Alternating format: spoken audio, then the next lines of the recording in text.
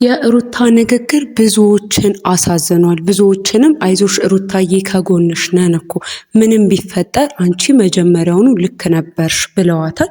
አንዳንዶች ሩታ መጨረሻ ላይ ባደረገችው ነገር ብዙ ቅሬታን አቅርበው ነበረ።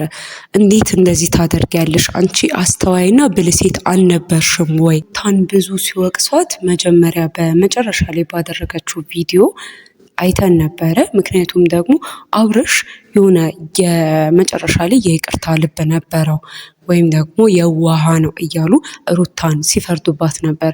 ሆኖም ግን ሩታ በስተመጨረሻ የገለጸችውን ቪዲዮ ብዙዎችን አሳዝኗል። ብዙዎችም ለካ ሩታ ሁልጊዜም ቢሆን ትክክል ናት፣ መጀመሪያውኑ ጥፋት የነበረበት አብርሽ ነው፣ አሁንም ቢሆን ሁላችንም ከሩታ ጎን መሆን አለብን ብለዋል። ስለ ሩታ ብዙዎች ምን ተናገሩ?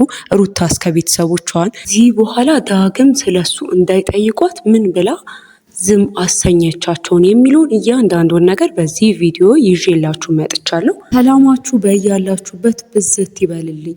የተወደዳችሁ ቤተሰቦቼ ሩታን የምትወዷት ሩታን የምታከብሯት ሁልጊዜም ከሩታ ጎን ነን የምትሉ ሩታን የምትደግፏት በያላችሁበት ሰላማችሁ ብዝት ይበልልኝ። እንደምን አላችሁ?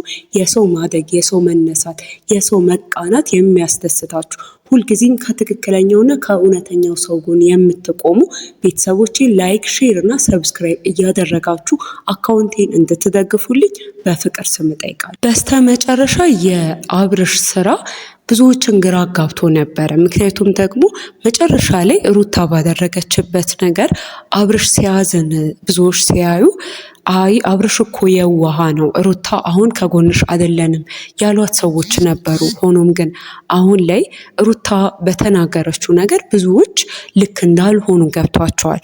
ወደ ሩታም እንደ መጀመሪያው ሩታን መደገፍም በድጋሚ ጀምሯል። ከድሮም ጀምሮ ሩታን የሚደግፏት እስካሁንም አብሯት ያልተለዩት ሰዎች እንዳሉ ሆኖም ግን አንዳንዶች ድጋሚ ሩታ ላይ ማጉረምረምና ሩታን ልክ አልሰራሽም ማለት ጀምረው ነበር። ሆኖም ግን በስተመጨረሻ ሩታ በተናገረችው ነገርና በቀረጸችው ቪዲዮ ብዙዎች ከሩታ ጎን ነን ብለዋል። እና ሩታ እንግዲህ በቪዲዮዋ ለብዙ ሰዎች እንደተናገረችው ከሆነ ብዙ ነገር እንዳደረጋት ይህንን ለመወሰን ምግብ መብላት እስኪያቅታት ድረስ መድኃኒት እስክትወስድ ድረስ ራሷን እንደጎዳችና ብዙ ጊዜ ከጎኗ እንዳልነበር በዛ ሁላ ነገር ውስጥ ሁላ ስቃይ ሳልፍ ብቻዬን ነበርኩ፣ እኔ ቤቴ ነበረ የኔን ነገር የምንችል የነበረው።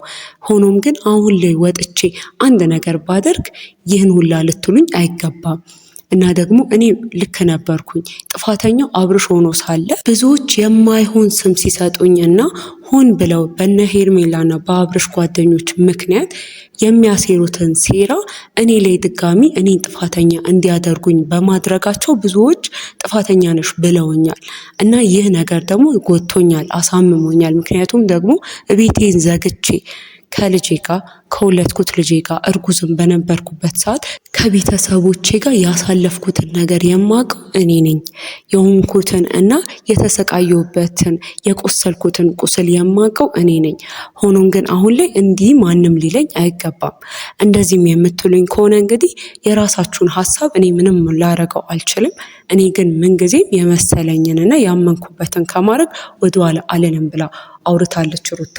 እንግዲህ ቤተሰቦቿን ቢሆኑ እስከ ቅርብ ጊዜ ድረስ ሩታ ትዳሯ እንዲፈርስ አይፈልጉም ነበር።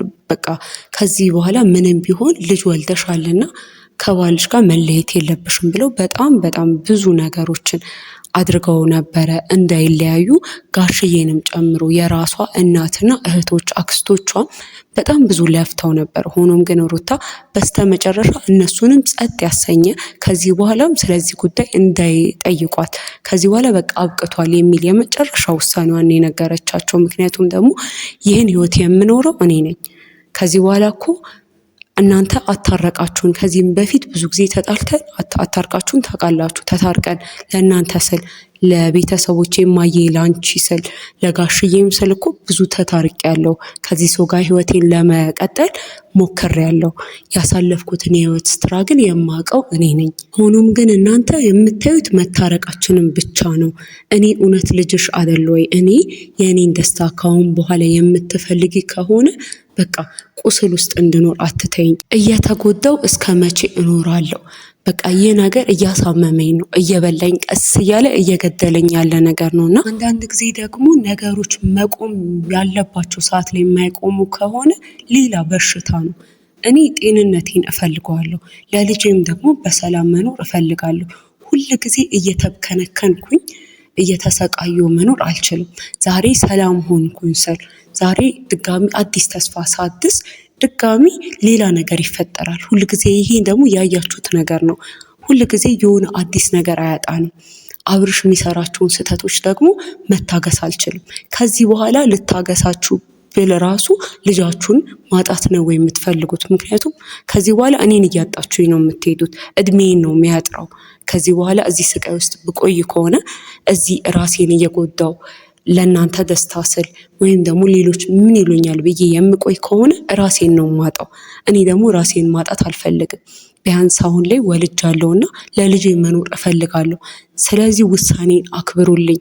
ከዚህ በኋላ አንቺ አትኑሪ ወይም ደግሞ አንቺ ተጎጂ በቃ ወይም እድሜሽን አሳጠሪ ካላላችሁኝ ወይም ህመም ታመሚ ካላላችሁኝ እዚህ ትዳር ውስጥ እንድቆይ ማናችሁ ምንም አትበሉ።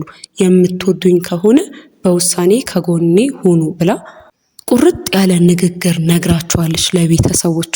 እና እናቷም ከዚህ በኋላ እኔ ልጄ ያንቺን ደስታ ስለማይ ነው። እንደ እናት ደግሞ የተበተነ ቤተሰብ ውስጥ ልጅ ሲያድግ ምን አይነት ነገር ይዞ እንደሚነሳ ስለማቅ ልጅንም ደግሞ ምን ያህል እንደሚጎዳው የተበታተነ ቤተሰብ ልጅን እንዴት እንደሚጎዳው እንደሚያሰቃየው ስለማቅ ነው ልጄ ተይ ታገሺ እያልኩሽ ያለሁት። ሆኖም ግን አንቺ በዚህ ልክ ይህ ትዳር አይሆነኝም፣ እኔን እያሰቃየኝ ነው፣ ይሄ በቃ እያቆሰለኝ ያለ ነገር ነው፣ መኖር አልችልም የምትይ ከሆነ ግን ልጄ ከማንም በላይ እኮ የአንቺ ደስታ ነው ለእኔ የሚቀድመው። ከትዳርሽ በላይ አንቺ ትበልጭብኛለሽ፣ ምክንያቱም እናትሽ ነኝ ብለው ከዚህ በኋላ እንደማያነሱባት ነግረዋታል። በዚህ ንግግሯ ነው እንግዲህ ሩታ ቤተሰቧን ሙሉ ለሙሉ ከዚህ በኋላ ስለዚህ ጉዳይ እንዳያነሱ ዝም ያሰኘቻቸው። ሁሉም ከዚህ በኋላ እንደማያነሱ ቃል ገብተውላት ነው የተለያዩት ማለት ነው። ስለዚህ ከዚህ በኋላ ሩታ ከልጇ ጋር የምትኖረውን ህይወት ነው ማሰብ የምፈልገው ብላለች። ከልጄ ጋር ምን ማድረግ እንዳለብኝና ወደፊት ለእኔም ለልጄም ስል ወደፊት ነው መቀጠል የምፈልገው። እንዲሁም ደግሞ ለአብርሽም ቢሆን ምንም አይነት ክፉ ነገር አልመኝለትም። ምክንያቱም በመካከላችን ብዙ ጥሩ ጊዜያትም ነበሩ። ምንም የምሰቃይባቸው ነገሮች ቢበዙ ጥሩ ጊዜ ግን ነበረን። በዛ ላይ ከምንም በላይ ደግሞ የልጅ አባት ነውና ከዚህ በኋላ በቃ እሱንም ሰላሙን እመኝለታለሁ፣ እኔም ደግሞ በመንገዴ በህይወቴ ሰላምን እመኛለሁ ብላ በቃ በሚያሳዝኑ ሁኔታና የብዙዎችንም አንጀት በበላ ሁኔታ ነው ይሄንን ነገር የተናገረችው ማለት ነው። እንግዲህ ምኞት ጥሩ ነውና እኛም ጥሩ ቀን ለሩታም ሆነ ለአብርሽ እንደሚመጣላቸው ተስፋ እናደርጋለን።